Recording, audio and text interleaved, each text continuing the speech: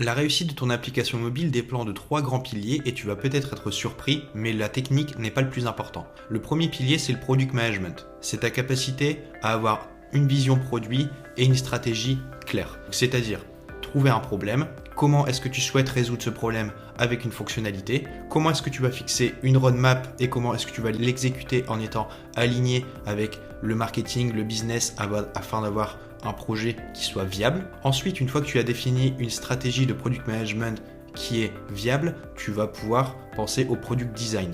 Donc, c'est-à-dire le product design, c'est créer une interface qui soit intuitive en rapport avec ton utilisateur.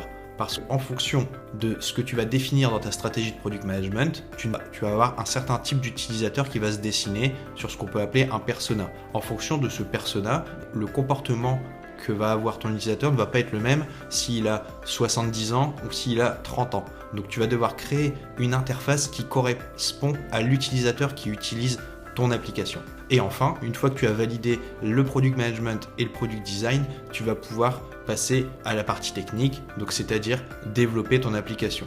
Pour ça, tu vas déjà devoir choisir la stack technique. Il ne faut pas être rigide sur une techno plutôt qu'une autre. Il faut choisir la bonne techno en fonction de ton projet. Ensuite, tu vas une fois que tu as choisi ta techno, tu vas pouvoir intégrer tes maquettes. Et donc, vient la phase de développement et de test. Ensuite, tu vas devoir penser un back-end solide qui permet à ton application de monter en charge et qui soit aussi respectueux des normes, notamment RGPD par exemple. Et enfin, tu vas devoir mettre en place un système de maintenance pour surveiller s'il y a des bugs et faire évoluer ton application.